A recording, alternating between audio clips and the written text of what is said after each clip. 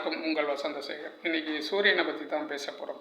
இந்த சூரிய கிரகம் இது 38,40,400 பில்லியன் ஆண்டுகள் இது உருவாச்சுன்னு சொல்லி விஞ்ஞானிகளும் ஆராய்ச்சியாளர்களும் கூறுறாங்க.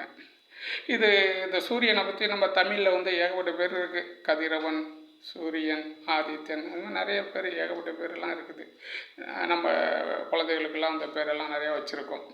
இது இந்து மதத்தில் மிக முக்கியமாக இருக்குதுங்க. நவகிரகங்கள் அந்த சூரியனும் இருக்குது. சூரியனுக்கு அருகில் இருக்கிறது புதன் தாங்க. இந்த புதன் கிரகம் தான் இந்த சூரியனுக்கு அருகில் இருக்குது. அந்த நம்ம பூமிக்கு இந்த சூரியன் நிறைய பயனுள்ள சில விஷயங்கள், அந்த ஒளியை கொடுக்குறதே அதுதான். அது இல்லைன்னா இருட்டு போகும்.